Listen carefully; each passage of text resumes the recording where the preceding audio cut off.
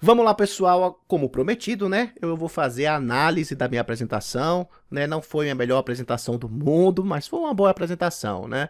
Foi uma boa apresentação, fiquei bem satisfeito, né? E eu vou fazer uma análise aqui, sempre bom, né? Ninguém tem a palestra perfeita, cada palestra que a gente dá, a gente vai tentando melhorar, tá bom? Vamos lá. Quando você for convidado para palestrar em algum lugar, você tem que prestar atenção em dois grandes detalhes. Qual é o público que você vai enfrentar e quem é você nesse cenário. O público, neste caso, é simplesmente, estamos falando do Colégio Brasileiro de Radiologia. O Colégio Brasileiro de Radiologia, dentre suas várias funções, é propagação de conhecimento científico, publicação de artigos científicos, ou seja, tem um caráter técnico e acadêmico, tá bom? E eu sabia disso, que teria que ter uma linguagem bem técnica, né? Porém interessante para apresentar o tema. Isso é bem complicado. O outro detalhe que você tem que prestar atenção é quem é você no cenário. Você já é uma pessoa conhecida pelo público, renomada? Se você já é conhecido ou renomado, você já tem as portas abertas, as pessoas já estão com vontade de escutar você. Se você é uma pessoa recente no cenário, como é meu caso, as pessoas ainda não te conhecem, você ainda precisa ganhar a simpatia delas, tá bom? Então você vai ter que tentar ali convencê-las. Qual é a melhor forma de você convencer? Trazendo referências, né? As referências dão embasamento ao que você está falando. Você é um mero mortal, mas tem gente que já estuda há muito tempo isso aí e eu estou trazendo elas para vocês, tá bom? Vamos lá. No caso desse evento, eu tive um desafio a mais. Os palestrantes, a maioria deles tinha 20 minutos de tempo. Eu só tinha 15 minutos. E eu sou muito fiel ao tema, né? Quem já me convidou para palestrar sabe isso. Primeira coisa que eu pergunto, eu tenho quanto tempo? E aí eu faço minha apresentação para caber exatamente neste tempo. E geralmente eu faço de forma cravada e é uma das minhas preocupações, inclusive uma preocupação que me atrapalhou nessa apresentação, porque isso ocupou um espaço na minha mente. Vamos lá, vamos ali para a apresentação e eu vou ali agora comentando o que eu estava pensando, meus deslizes e por aí vai. Algumas dicas, né? Vamos lá. Nesse momento aí agora, o que eu estava fazendo? Eu estava preocupado sobre o passador de slide. Eu estava curioso para saber como é que era. Eu estava perguntando para a moça como funciona, uma vez que eu não poderia me dar ao luxo de ficar me atrapalhando com o slide. Eu tinha que fazer essa apresentação de forma fluida. Eu só tinha 15 minutos, tá bom? Então vamos lá. Conhecer os botões aqui. Só apertar isso. Pronto. Bom dia, senhoras e senhores. Tudo bem com vocês? Uma imensa alegria estar aqui hoje, né? Eu queria gastar um tempo aqui mostrando essa alegria para vocês, essa honra, mas com esse sentimento meu, eu apresento para vocês, gente. Olha só, eu sabia que eu não podia ficar floreando muitos agradecimentos iniciais, então eu fiz de forma bem direta, né? Eu só tinha 15 minutos, desculpa, você que tem 20 pode se dar esse luxo, eu não tinha esse luxo. E outro detalhe, eu iniciei, né, agora no geral, né? Eu iniciei a apresentação com um sorriso no rosto, um semblante tranquilo, né? Isso faz com que as pessoas que não te conhecem comecem a criar uma simpatia com você. Eu estava tentando conquistar ali o público e ainda mostrar para eles que eu estou tranquilo, eu estou me divertindo com aquele momento. Se você é mais um perfil sério, tudo bem. Siga esse caminho, né? É o seu estilo, não faça algo forçado. Eu gosto desse estilo, até porque eu penso o seguinte, já existem várias apresentações ali, todo mundo sério, aquela coisa, então eu gosto mais desse caráter mais tranquilo, sorridente. É óbvio, como eu sou novato, recente no cenário, vamos dizer assim, eu não podia ficar brincando demais também, porque aí eu já estaria extrapolando. Mas eu estou mostrando que eu estou curtindo ali a minha apresentação. Me dá licença que eu quero me divertir também, né? O tema da minha palestra, otimização de dose na tomografia computadorizada, onde eu vou falar de estimativas de doses bem importantes, que é o CTD-IVOL e o DLP, e vou trazer uma outra estimativa que tem sido base de muitos estudos a nível nacional e internacional. Vou trazer uma outra estimativa, dou uma pausa, que tem sido base, por quê? E dessa pausa para as pessoas, opa, isso aqui foi importante, ele vai trazer uma novidade, ele está empolgado. estou tentando conquistar o público. Tá bom? Então, vamos lá. Vou me apresentar um pouquinho para vocês. Né? Eu sou Essa parte foi um tecnólogo, desafio. sou biólogo, tenho pós-graduação em docência e novas tecnologias, pós-graduação em tomografia e ressonância. Trabalhei na Universidade Federal da Bahia por muitos anos, na Superintendência de Educação à Distância, né, no curso de pós-graduação em Educação Ambiental. Fui avaliador de TCC também, de 12 TCCs na época. Sou professor do Estado, inclusive dou aula de iniciação ao trabalho científico. Né? Tenho um artigo publicado na área de Educação Ambiental e apresentei ano passado um artigo no primeiro Congresso Nordestino. Gente, era o seguinte. Eu sabia que na radiologia eu não tenho tanto know-how, né? Estou recente no cenário. Então, eu usei ao meu favor minha experiência como biólogo na área acadêmica. E aí eu fui jogando várias situações, várias experiências, vivências minhas na área acadêmica, para depois convencer o público que essa minha experiência vai ajudar na palestra que vai acontecer. Olha o que eu vou fazer agora. Por que eu estou dizendo isso? Porque o viés da minha apresentação hoje é justamente esse caráter acadêmico. É o meu estilo, eu gosto de discutir artigos científicos, criar conexões que se somam para uma conclusão, para um desfecho, tá bom? Então vamos lá. Pronto, então apesar de eu ser recente na radiologia, né, porque estava ali, minha experiência profissional é quase 90% na biologia, né, eu mostrei para eles que eu tenho experiência em discutir artigos científicos e é isso que eu vou fazer. Eu estou em casa, eu gosto de fazer isso, é meu estilo. Vamos começar nossa apresentação, que eu sei que o tempo é precioso, né, minha querida? Vamos lá. Preocupado Gente, com o tempo. Eu já vou começar minha apresentação com uma afirmação. Quando se tratar em quantidade de exames, a tomografia computadorizada é a modalidade de exames que mais cresceu nos últimos anos. Olhe como eu falei pausadamente, mais cresceu nos últimos anos. Eu queria que eles fixassem essa frase. E não satisfeito, eu vou repetir essa frase para fixar de uma vez só. Eu queria que eles entendessem isso, né? Então, faz parte da didática. Não sou eu que digo isso, não. É justamente o mapa assistencial de saúde suplementar do ano passado, onde nós temos vários índices fornecidos pela Agência Nacional de Saúde, e dentro desse... Olha como é importante você memorizar a fonte que você está usando, principalmente quando você é recente naquele cenário. Não sou eu que estou falando isso, pessoal. Eu sei que vocês estão me conhecendo agora. Quem está falando isso é simplesmente a Agência Nacional de Saúde, então preste atenção. Esses índices, dentro dos vários índices, tem um que é bem interessante para a gente, que é quantidade de exames vezes 1.000 habitantes. Falei errado, é quantidade de exames vezes 1.000 beneficiários, porque tem como base os planos de saúde. Enfim, segue o baile, eu nem percebi isso aí na hora. Olha só, em 2019, pré-pandemia, nós tínhamos esse quadro que vocês estão vendo aí agora.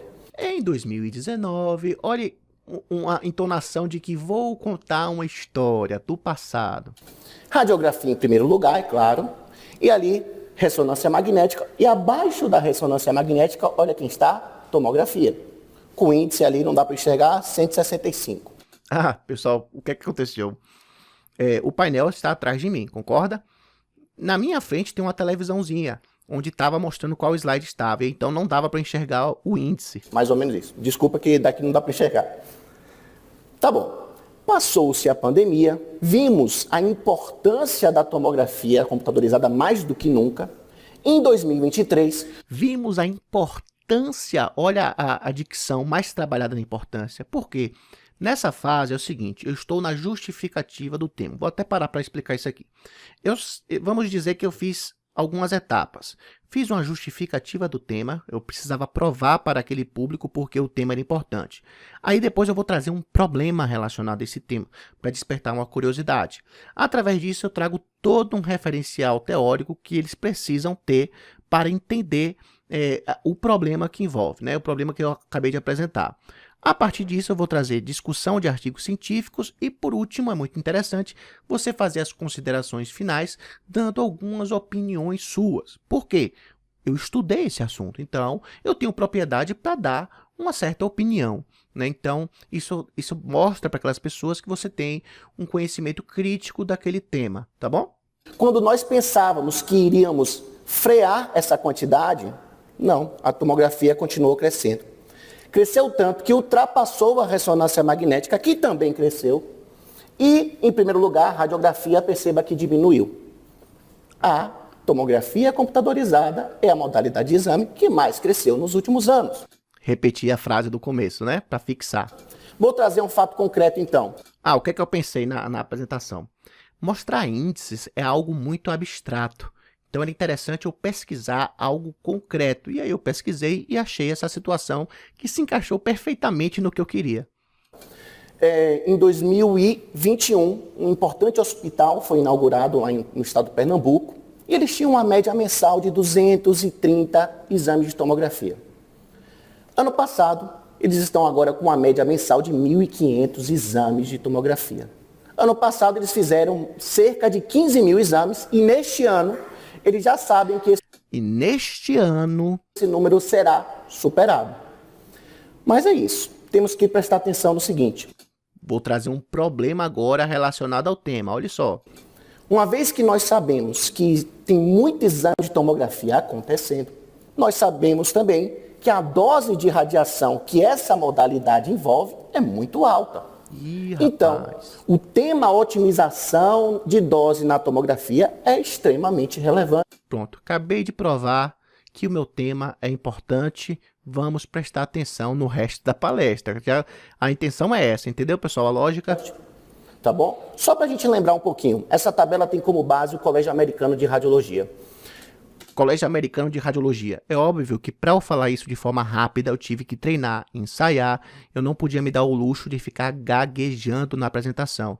E por isso o nervosismo, a gente tem que estar tranquilo, né? Uma tomografia de abdômen tem uma dose semelhante a 300 a 400 radiografias. É muita dose. Uma tomografia de coronárias, que tem sido uma modalidade da vez. Por que eu gaguejei nessa hora? A palavra que veio à mente tem sido uma modalidade, eu ia falar da moda. Peraí, modalidade de exame, moda, não tem nada a ver, palavra horrível.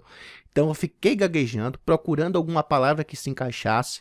Aí eu falei, é o exame da vez. Por quê? Você não vai achar a palavra perfeita no momento desse, não tente. Se você tentar achar a palavra perfeita, você vai ficar gaguejando. Aí eu falei, é a modalidade da vez, e isso me deu tempo para pensar numa outra explicação. Então, olha só. Dose semelhante a 300 a 400 radiografias. É muita dose. Olha agora, olha agora. Uma tomografia de coronárias, que tem sido uma modalidade da vez, né? Que tem crescido bastante. Impulsionador da tomografia. Pronto, impulsionadora da tomografia. Depois eu achei a palavra melhor e aí fiz essa explicaçãozinha, foi o que deu para fazer na hora, entendeu, gente? Olha a dose, semelhante a 350, 750 radiografias. Vamos pensar, então, em otimização de dose mais do que nunca. Então, eu trago a parte conceitual da minha apresentação. Referencial teórico agora. Eu preciso que vocês entendam esses conceitos para que eu possa avançar na minha apresentação. Aqui hoje. Vou falar o que é otimização de dose, vou apresentar duas estimativas de dose que estão no próprio software à nossa disposição, automaticamente ele é calculado, e vou apresentar um novo estimativo, não é tão novo assim, mas tem sido a base de muitos estudos. Então vamos lá. Para falar de otimização de dose, pessoal, eu trago aqui como referência doutor, PhD em Física Médica, doutor Manuel Arreola, que inclusive já esteve aqui no Brasil em 2022. Né? Ele é professor da Universidade da Flórida. Então, pessoal, eu sei que vocês estão me conhecendo agora, mas o que eu vou falar agora não sou eu, não. É simplesmente o PhD em Física Médica. Eu separei um tempo para falar do autor. Isso mostra para as pessoas que eu conheço os autores sobre esse tema, eu estudo bastante. Eu tenho que convencer, entendeu, pessoal? E ele mostra aqui, de uma forma bem desenhada e ilustrativa, que a otimização de dose não é tão simples como a gente pensa. Muitos fatores nós temos que levar em conta. Contraste, resolução, ruído, espessura de corte, KV, MAS, o modo de reconstrução, o contraste que vai ser utilizado, o fluxo do contraste, as questões anatômicas, psicológicas e fisiológicas do paciente. Gente, é óbvio que para eu citar tudo isso de forma fluida e rápida, eu treinei bastante, tá bom? Principalmente a dicção. A dicção ajuda bastante se você tem pouco tempo, né? Então você consegue falar de uma forma rápida e as pessoas entendem porque você está com uma boa dicção, né? Porque foi como o Carlos falou. Otimização de dose não é a mera redução da dose. É a redução pensando estrategicamente em qualidade de imagem. Então, para nós chegarmos em uma configuração otimizada, E tem que ter um trabalho multiprofissional. Para nós chegarmos, eu tenho uma dificuldade, né, para falar isso, então eu prefiro exagerar um pouco na dicção para que saia de forma fluida, tá bom? Você, tecnólogo, junto com a equipe médica, junto com o application, todo mundo conversando para conseguirmos atingir uma configuração otimizada. Então, não é tão simples como nós pensamos. Mas o que é que pode nos guiar? Nessa busca pela otimização, as estimativas de dose, CTD/vol e o DLP. Vamos lá. Aqui nós temos o Dose Report. Todo software ele tem o seu Dose Report, é norma internacional. E o que é que está mostrando para você, operador? Essa imagem. Operador, essa aquisição que você vai fazer nós calculamos, o software calcula para você as seguintes estimativas que provavelmente o paciente vai receber. CTD/vol 18,1 mg e DLP 412,7 mg centímetro. Miligrey centímetro. Tome cuidado com as grandezas físicas que você for falar. Muita gente erra nisso aí. Eu tomei o cuidado de falar da forma correta. Quando for conta de multiplicação na fórmula matemática, aí fala miligrey centímetro. Se for uma conta de divisão na fórmula matemática, aí você falaria miligrey por centímetro. Assim como é o MAS. MAS é miliamperagem segundo. E muita gente fala errado, miliamperagem por segundo. No caso do miligrey centímetro, inclusive teve um palestrante que falou de forma errada, mas perceba como é importante a gente ter domínio da grandeza física. Porque se no público tivesse um físico, ele perceberia o erro. Ótimo. Só que nós temos que prestar atenção em um detalhe antes de eu diferenciar esses dois parâmetros para vocês. Essa estimativa de dose, ela não tem como base de cálculo a especificidade anatômica do paciente. Especificidade, ou palavrinha chata para falar. Ela tem como base de cálculo um phantom, que é diferente de um ser humano, concorda? Então, veja só, essa parte que eu vou explicar agora é um pouco chata para explicar. Então, eu optei em casa montar um parágrafo explicativo e ensaiei como falar esse parágrafo de uma forma natural. Então vai parecer que eu estou falando de uma forma natural, mas aquilo ali é uma fala decorada, porque eu precisei montar um parágrafo perfeito e isso me poupou tempo, tá bom, gente? É dessa forma que é calculado o CTD/vol e o DLP. São feitas aquisições em um Phantom com um dosímetro tipo caneta. Esse Phantom é feito de um material chamado PMMA, polimetil metacrilato. Tem um de 16 centímetros de diâmetro, tem um de 32. E através desses testes, esses dados são inseridos no software e a partir disso ele é calculado automaticamente para você, operador. Tá bom? Então, uma vez que você vai fazer uma aquisição, ele calcula.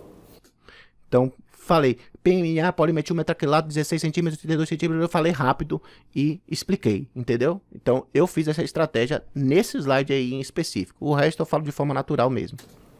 O CTD/vol é justamente a estimativa de dose relacionada ao pitch daquele exame. Lembrando, não é a dose real que o paciente vai receber. Lembrando, faço uma pausa. Opa, as pessoas prestam atenção. Aí falo o que é que elas têm que lembrar. Essas pausas dramáticas, elas têm essa função, viu, gente? Dose estimada, tendo como base de cálculo um Phantom. E o DLP seria a estimativa de dose relacionada ao comprimento de varredura. Mas com certeza isso está à nossa disposição e vai nos guiar para saber se a dose que está sendo aplicada é elevada ou não. Então ele dá respostas para a gente bem viáveis. Só que deixamos bem claro que não é fiel. Como vocês podem ver, essa ilustração, 2 pacientes com anatomias totalmente diferentes, mas como a base de cálculo é feita através de Phantoms, a estimativa vai indicar a mesma dose para os 2 pacientes.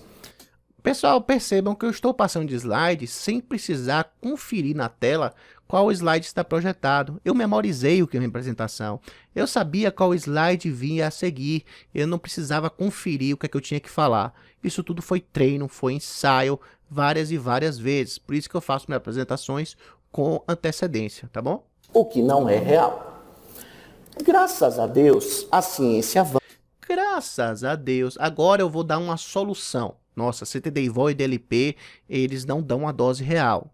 Graças a Deus, graças a estudos que aconteceram. Olhe como eu estou falando de uma forma tranquila. Calma, gente, existe uma solução. É isso, esse sentimento que eu quero passar. Com a ajuda, né, de vários estudiosos em cadeia, e foi criada uma outra estimativa, que é o SSDE. O SSDE foi criado pela Associação Americana de Física Médica alguns aninhos atrás. E olha que interessante, agora nós não vamos utilizar o Phantom, vamos utilizar as medidas do paciente, lateral e anteroposterior. A partir disso nós temos um diâmetro efetivo. Diâmetro efetivo? Olha, eu dando uma ênfase que agora é um diâmetro efetivo personalizado para aquele paciente. Olha que maravilha, né? E aí, os novos estudos... Eu vou cometer um pecado agora nesse slide e no outro, que é o seguinte. Quando você for apresentar um trabalho, um TCC, e você colocar um gráfico, você tem por obrigação separar um tempo para explicar o gráfico, para o público. Nesse caso, eu não tinha esse tempo, eu só tinha 15 minutos, então eu cometi esse pecado de forma consciente. Eu não expliquei o gráfico, apenas dei o resultado, né, da conclusão do artigo. Tem se baseado nessa estimativa, fazendo essa comparação do CTD-IVOL que está à nossa disposição no software e o SSDE.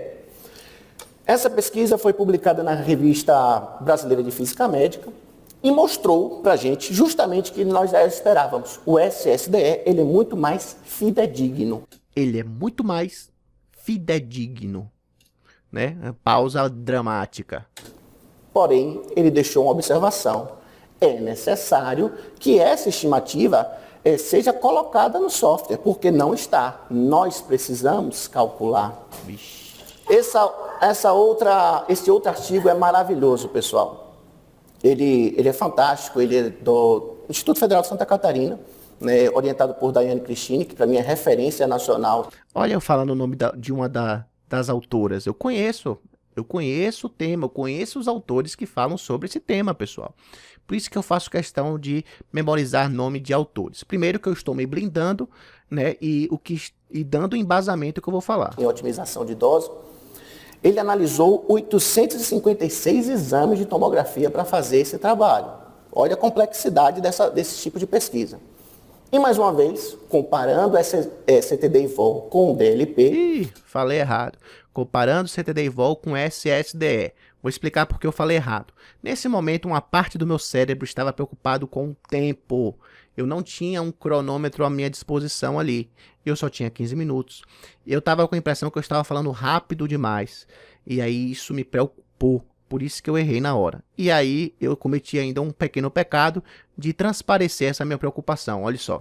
Eu estou falando rápido, gente, que meu tempo é mais reduzido, viu? Só para explicar. Percebeu-se, SSDE realmente é muito mais fidedigno, tá bom? Porém, ele é operador dependente. Você precisa calcular manualmente. Imagine você fazer um trabalho desse com 856 exames. Outro detalhe que esse trabalho mostrou, que foi bem interessante. O SSDE ele ainda pode ser aprimorado. Porque, perceba, ele leva em conta o diâmetro do paciente, mas ele não leva em conta... Ele não leva em conta, olhe, uma situação, um detalhe... as diferentes densidades dos órgãos internos do paciente. Portanto, dá para a gente ainda desenvolver melhor essa estimativa para ela ser ainda mais fidedigna. Outra limitação é justamente essa questão do cálculo. Só para mostrar para vocês a complexidade que é você calcular o S. Essa parte eu dei um pequeno sorriso para mostrar para a galera que é complicado fazer esse tipo de trabalho.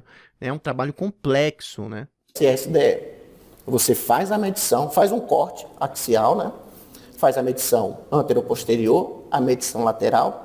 Através disso, faz ali uma raiz quadrada para ter o diâmetro efetivo daquele paciente. Com esse diâmetro, olhe a dor de cabeça. Com esse diâmetro efetivo, você vai em uma tabela da Associação Americana de Física Médica, transforma isso em um fator numérico para calcular junto com o CTD-IVOL.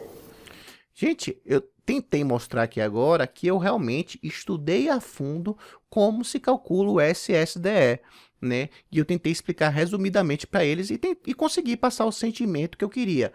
Calcular o SSDE é um pouco complicado para se fazer isso na rotina profissional. Percebeu que não é prático nós Não é utilizarmos prático. esse parâmetro ainda, apesar dele ser melhor? Por isso que estudos são necessários para mostrar o quão é importante essa nova estimativa, né? Esse outro artigo aqui que eu busquei, ele é indiano. Perceba que eu tive que dar uma viajada aí, né? Garimpando os artigos. E esse artigo indiano, ele fez um trabalho com 111 pacientes e percebeu.